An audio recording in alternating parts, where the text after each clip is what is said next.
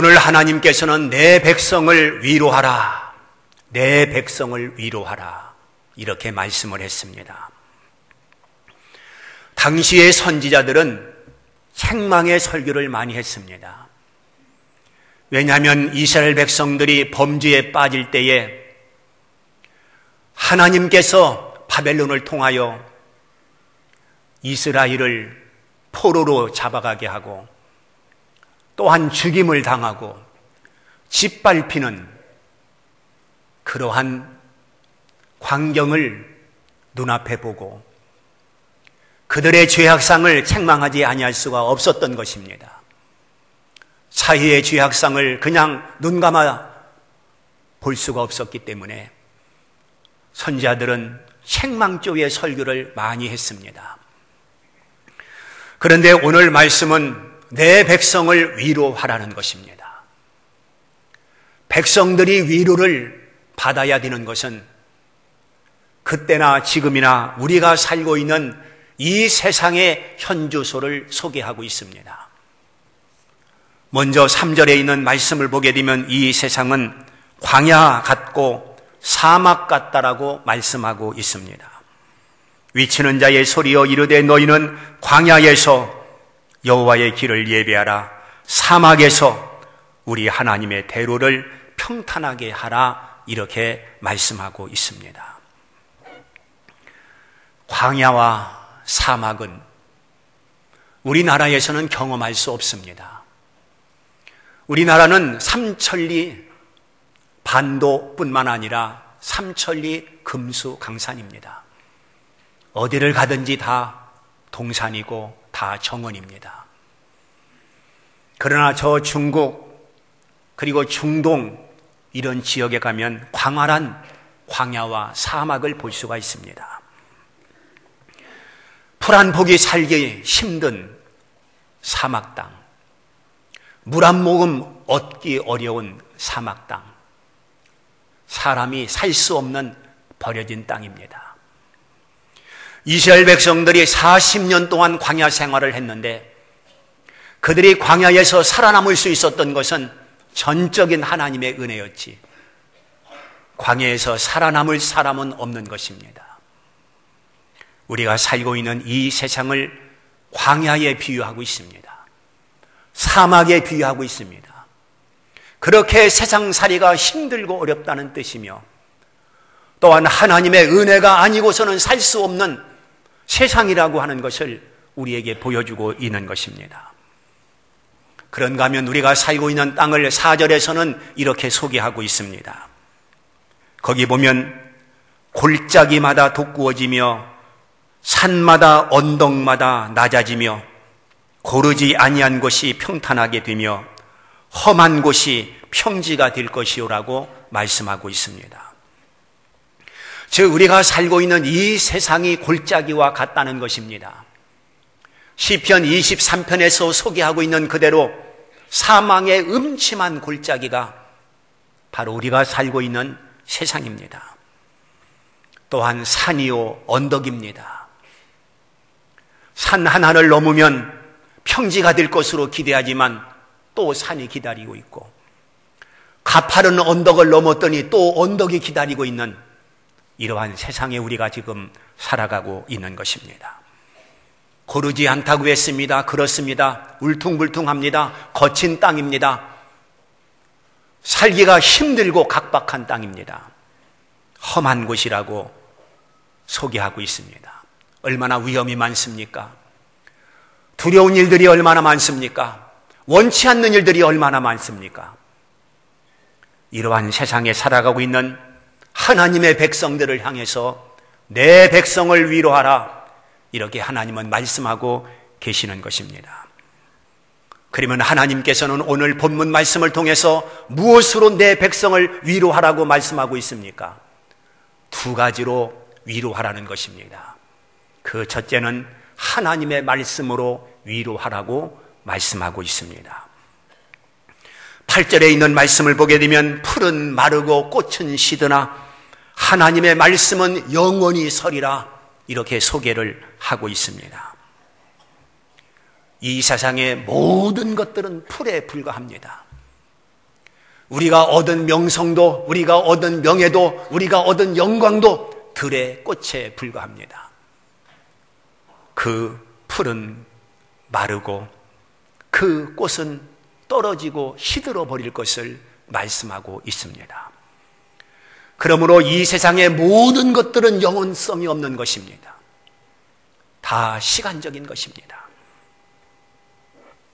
이러한 세상을 살면서 인간의 마음을 보듬어 위로할 것은 오직 하나님의 말씀뿐이라고 본문에 가르쳐주고 있는 것입니다. 이 말씀 속에 하나님이 숨쉬고 있습니다. 이 말씀 속에 우리 길이 있습니다. 이 말씀 속에 성령의 역사가 있습니다. 그러므로 이 하나님 말씀을 통해서 우리는 위로를 받을 수 있고 또한 소망을 가질 수가 있는 것입니다. 환난 중에 있는 성도들을 향해서 하나님은 말씀하십니다. 환난 날에 나를 부르라. 내가 너를 건지리니 내가 너를 영화롭게 하리라. 시편 50편 15절에서 말씀하고 있습니다. 또한 환난 중에 있는 성도들을 향해서 요한복음 16장 33절을 보면 너희가 환난을 당하나 담대하라. 내가 세상을 이겼노라 하시니라. 그렇습니다. 환난 중에 있을 때에 여호와의 이름을 부르라고 우리에게 말씀하고 계십니다. 또한 우리가 세상을 살아갈 때에 고달픈 인생을 살아가고 있습니다. 힘들고 어려운 세상살이를 하고 있습니다. 이때에 하나님께서는 시편 42편 5절 말씀을 통해서 내 영혼아 네가 어찌하여 낙심하며 어찌하여 내 속에서 불안해하는가. 너는 하나님께 소망을 두라. 그가 나타나 도우심으로 말미암아 내가 여전히 찬송하리로다. 이렇게 말씀하고 있습니다. 내 영혼아 어찌해서 낙심하며 어찌해서 낭망하는고 하나님께 소망을 두라고 하나님은 말씀하고 계시는 것입니다. 또한 이사야 41장 10절에 두려워하지 말라. 내가 너와 함께 함이라. 놀라지 말라. 나는 네 하나님이 됨이라. 내가 저를 굳세게 하리라. 참으로 너를 도와주리라. 참으로 나의 의로운 오른손으로 너를 붙들리라. 얼마나 힘있는 말씀입니까? 용기를 주는 말씀입니까? 또한 근심과 염려와 걱정 속에 사로잡혀 있는 성도들을 향해서 하나님은 이렇게 말씀하십니다. 베드로전서 5장 7절에 너의 염려를 다 주께 맡겨버려라. 이는 그가 너희를 돌보심이라 말씀하고 있습니다. 또한 빌립보서 4장 6절 아무것도 염려하지 말고 오직 기도와 간구로 너희 구할 것을 감사함으로 하나님께 아리라. 이는 모든 지각에 뛰어나신 하나님의 평강이 그리스도 예수 안에서 너희 마음과 생각을 지키시리라 그랬습니다. 이렇게 오늘 세상을 살아갈 때에 때로는 근심 가운데 넘어지고 때로는 낙심증에 주저앉아 버리고 때로는 환난과 시련 가운데 고통 가운데 있을 때 하나님은 말씀으로 찾아오셔서 우리를 위로해 주시고 그 말씀으로 소망을 주시고 또한 말씀으로 우리를 다시 일어나도록 만드시는 것입니다. 그러므로 우리 성도들은 이 하나님 말씀인 성경은 이 성경은 하나의 성도의 표시가 아니고 액세서리가 아니고 그냥 교회에 가지고 다니는 장식품이 아니라 바로 이 안에 하나님이 계시고 그 살아계신 하나님의 말씀이 여기 있는 줄 알고 우리는 이 말씀 속에 있어야 됩니다. 이 말씀을 읽고 이 말씀을 듣고 이 말씀을 지켜야 복이 되는 줄 알고 하나님 말씀 앞에 설 수 있는 성도들이 되어야 되는 것입니다. 사랑하는 성도 여러분, 모든 풀이 말라버리고 들의 꽃도 시들어버리는데 하나님 말씀만 영원하다고 우리들에게 가르쳐주고 있다고 한다면 우리는 시들 세상 것을 붙들지 말고 영원한 하나님의 말씀을 붙들고 살아야 될 줄 믿습니다. 그것만이 진정 우리에게 보배가 되는 것이고 그 말씀 붙드는 것만이 성도들에게 소망이 되기 때문에 그런 것입니다. 진정한 위로는 하나님 말씀 안에 있다고 하는 것을 우리가 알고 하나님 말씀을 듣기 위해서 주일마다 모여야 됩니다. 이 말씀은 생명의 말씀이고 구원의 말씀입니다. 이 말씀은 천국으로 안내하는 안내서와 같습니다. 그러므로 세상에서 방황하지 아니하고 하나님 말씀을 듣기 위해서 이 자리로 달려와야 되는 것입니다. 그리고 그 말씀 앞에 무릎을 꿇고 우리는 그 말씀을 아멘으로 내 생명의 양식으로 삼아야 되는 것입니다. 두 번째, 하나님께서는 우리를 위로하라고 그랬는데 무엇으로 우리가 위로를 받을 수가 있겠습니까? 장차 오실 예수 그리스도가 우리의 위로라고 하는 것을 말씀하고 있습니다. 9절에서 11절까지 말씀을 보면 장차 오실 메시아 예수 그리스도에 대한 예언의 말씀입니다. 보세요. 10절에 보니까 보라 주 여호와께서 장차 강한 자로 임하실 것이요 그랬습니다. 11절에 보니까 그는 목자같이 양떼를 먹이시며 어린 양을 그 팔로 모아 품에 안으시며 젖먹이는 암컷들을 온순히 인도하시리로다. 장차 오실 예수 그리스도가 강한 자로 임하실 것이고 또한 목자같이 양떼를 먹일 뿐만 아니라 어린 양들을 그 품에 안으시고 인도할 것을 약속하고 있습니다. 애굽에서 430년 동안 노예 생활을 하던 이스라엘 백성들의 소원은 오직 가나안 땅이었습니다. 또한 아수르나 바벨론에게 포로가 되어 신음하며 살던 이스라엘 백성들에게 소망은 예루살렘이었습니다. 그리고 이스라엘 백성들의 오직 유일한 소망 하나는 장차 오실 메시아 그리스도에 대한 소망으로 그들은 살았습니다. 예수 그리스도를 소망 삼고 반드시 오시리라 하는 그 약속을 믿고 살아갈 때의 진정한 위로가 될 수 있다는 것입니다. 그렇다면 당시에 이스라엘 백성들은 오실 예수 그리스도를 소망하며 사는 것이 위로였다면 오늘 우리는 오신 예수 그리스도를 내 중심에 모시고 그 예수 그리스도의 인도를 받아 사는 것이 진정한 위로가 되는 것이며 또한 재림하실 예수 그리스도를 소망하며 새하늘과 새 땅을 바라보며 사는 것이 성도들에게 있어서 진정한 위로가 되는 줄 믿습니다. 이제 주님께서 오셔서 우리를 위해서 진정한 위로자가 되신 것을 구체적으로 말씀드리면 10절에 보니까 그의 팔로 다스릴 것이라 이렇게 말씀하고 있습니다. 그의 팔로 다스린다는 이 말씀은 십자가에 달린 예수 그리스도의 손을 우리가 그려볼 수 있습니다. 십자가에 달린 예수 그리스도, 양손에 쇠못이 박혀 피 흘리신 예수 그리스도를 바라보시기를 바랍니다. 왜 주님이 십자가에 달려야 했으며 왜 주님이 쇠못에 박혀 피를 흘려야 했는가? 그것은 우리의 죄를 용서하기 위해서, 우리의 죄를 담당하기 위해서 대속적인 죽음이 바로 십자가의 죽음이라고 하는 것을 우리는 모르지 않습니다. 하나님은 그의 아들 예수 그리스도의 손에 찔린 피를 통해서 우리를 구원의 자리로 인도해 주시고 하나님 나라인 그 천국으로 우리를 인도해 주신 것입니다. 본문 2절에 나와 있는 말씀처럼 그 죄악이 사함을 받았느니라. 그 죄악이 사함을 받았느니라. 천하 인간의 구원을 얻을 다른 이름을 우리에게 주신 일이 없다고 했는데 예수 그리스도를 통해서만 죄 용서함을 받고 구원받는 축복을 얻을 수가 있는 것입니다.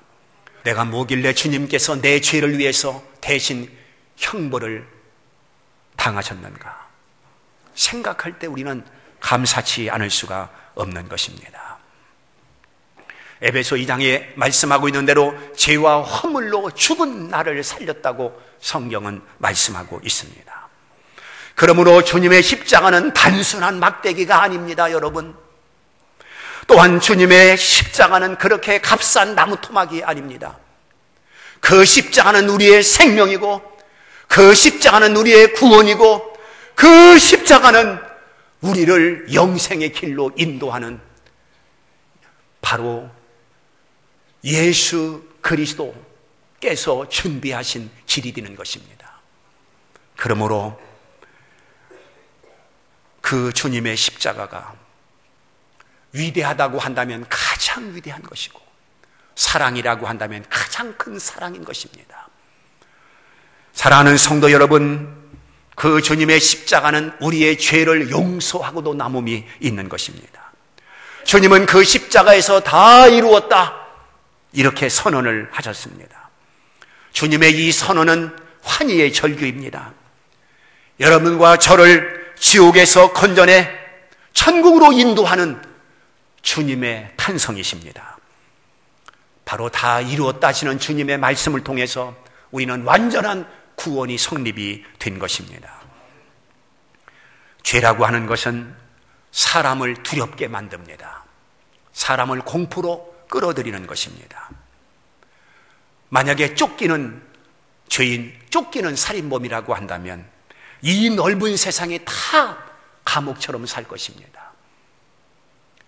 그리고 항상 쫓기면서 사는 것입니다. 마음의 불안기를 덜어낼 수가 없을 것입니다. 그렇게 죄는 사람을 옵조이고 사람을 두려움으로 몰아가는 것입니다. 그런데 주님께서 이 모든 죄를 담당해 주셨다는 것입니다. 그뿐만 아니라 요한일서 1장 9절에 보면 만일 우리가 우리 죄를 자백하면 그는 미쁘시고 이로우사 우리 죄를 사하시며 우리의 모든 불의에서 깨끗하게 하실 것이라고 선언을 하고 있습니다. 무슨 죄를 지었든 예수 그리스도의 이름으로 고백을 하면 우리 하나님께서 그 죄를 씻어주신다는 것입니다. 용서하신다는 것입니다. 없는 것처럼 간주하신다는 것입니다. 그러므로 주음같이 붉은 죄를 할지라도 양털보다 더 희게 씻어지는 이 기적적인 역사가 오직 주 안에서만 가능한 것입니다. 이거는 허다한 비누를 가지고 혹은 양잿물을 가지고도 안 된다고 에레미야 선지자는 외치고 있습니다. 그러므로 우리는 이제 죄로 인해서 지옥 갈 자들이 아니라 예수의 피로 용서받고 천국 갈 자로 하나님께서 약속해 주셨으니 우리는 그 말씀을 붙들고 참으로 위로를 받을 수가 있는 것입니다. 두 번째 위로가 무엇입니까? 11절 상반절에 먹이시고 또한 품에 안으신다고 그랬죠. 먹여주시고 품에 안으시는 그런 위로가 있습니다. 이것은 우리가 일상을 통해서 범사에 주시는 위로라고 볼 수가 있습니다. 오늘 말씀 속에서 우리에게 주시는 말씀, 바로 광야에서 외치는 자리에 소리였던 세례 요한이 예수님을 증거할 때 어떻게 증거했습니까? 마태복음 3장 3절 이하의 말씀을 보게 되면 세례 요한이 예수님을 증거할 때에 바로 이사야 40장 이 4절 말씀 그리고 3절 말씀을 가지고 예수님을 증거했습니다. 그분이 오시면 골짜기마다 돋구어지고 산마다 언덕마다 낮아지고 고르지 않은 곳이 평탄해지고 험한 곳이 평지가 된다. 즉 예수 그리스도를 증거할 때에 그렇게 증거했습니다. 그러니까 우리가 살고 있는 이 골짜기, 사망의 음침한 골짜기가 어떻게 돋구어지느냐? 예수님을 통해서. 우리는 지금 가파른 언덕을 올라가고 있습니다. 그 가파른 언덕을 넘고 나면 또 언덕이 우리 앞을 가로막고 있습니다. 이런 험난한 세상을 살아가는데 이 산과 언덕이 낮아져야 우리가 쉽게 걸어갈 수가 있는데 어떻게 낮아질 수 있습니까? 예수님을 통해서 낮아진다는 것입니다. 바로 주님께서 골짜기마다 돋고 산마다 언덕마다 낮아지게 만들고 고르지 않은 곳을 평탄하게 하시고 험한 곳을 평지가 되게 하시는 주님인 줄 믿고, 여러분들이 지금 험한 곳을 걸어가고 있습니까? 지금 골짜기를 걸어가고 있습니까? 지금 가파른 언덕길을 힘겹게 올라가고 있습니까? 아니면 고르지 못한 땅을 지금 힘겹게 걸어가고 있습니까? 여기에 주님이 계셔야 됩니다. 주님이 여러분들의 손을 붙들어야 됩니다. 바로 주님이 지팡이가 되시고 막대기가 되셔서 우리를 인도해 주셔야 되는 것입니다. 수고하고 무거운 짐진 자들아, 다 내게로 오라. 내가 너희를 편히 쉬게 하겠다. 주님은 오늘도 우리를 초청하고 있습니다. 그러므로 세상에서 힘겨워, 지쳐, 쓰러져 낙심하지 말고 우리의 지혜는 주님을 향하는 것입니다. 주님을 소망 삼는 것입니다. 주님의 이름을 부르는 것입니다. 그것이 살 길인 줄 믿습니다. 마지막 세 번째는 11절 하반절에 인도하시리로다 이렇게 말씀하고 있습니다. 결국은 하나님께서 우리를 인도하시는데 어디까지 인도하시느냐? 천국까지 우리를 인도해 주시는 것입니다. 다시 말씀드립니다. 6절에 있는 말씀을 보면 모든 육체는 풀이라고 했습니다. 모든 영광도 다 풀의 꽃과 같다라고 말씀하고 있습니다. 풀은 마르고 꽃은 떨어진다는 것입니다. 시든다는 것입니다. 이게 인생입니다. 사도 바울은 사는 것과 죽는 것에 대해서 그는 멋있는 말을 했습니다. 빌립보서 1장 21절에 보면 이는 내게 사는 것이 그리스도니 죽는 것도 유익함이라. 그러나 만일 육신으로 사는 이것이 내일의 열매일진데 무엇을 택하야 할는지 나는 알지 못하겠노라. 내가 그 둘 사이에 끼었으니 차라리 세상을 떠나서 그리스도와 함께 있는 것이 훨씬 더 좋은 일이나 그렇게 하고 싶으나 내가 육신으로 있는 것도 너희를 위해서 더 유익하리라 이렇게 말씀하고 있습니다. 내가 죽어서 천국에 가는 건 너무너무 좋고 또 내가 살아서 육신을 입고 주님을 위해서 일하는 것도 너무너무 좋고 그래서 이 두 사이에 끼어가지고 내가 어느 것을 택할는지 모르겠다. 그래서 나는 사나 죽으나 주의 것이로다. 이렇게 고백을 하고 있는 것입니다. 그러니까 생사를 하나님 앞에 맡기고 믿음으로 사는 것입니다. 죽으면 천국이고 살면 주님을 위해서 일하고 그게 열매고 이렇게 바울은 고백을 하고 있는 것입니다.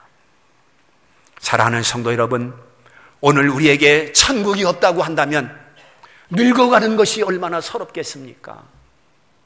우리에게 천국이 없다고 한다면 90살, 100살 먹는 것이 얼마나 서럽겠습니까? 우리에게 천국이 없다고 한다면 12월 마지막 달을 우리가 살면서 얼마나 서럽겠습니까? 그러나 우리 앞에는 천국이기 때문에 소망일 뿐입니다. 우리 앞에는 천국이기 때문에 우리는 세상살이에 연연하지 아니하고 그 나라를 바라보고 살 수가 있는 것입니다. 이제 말씀을 맺겠습니다. 구약 성도들이 메시아 예수 그리스도를 애타게 기다렸듯이 오늘 우리는 마라나타 신앙을 가지고 주여 어서 오시옵소서 이런 믿음으로 성도들이 살아야 되는 것입니다.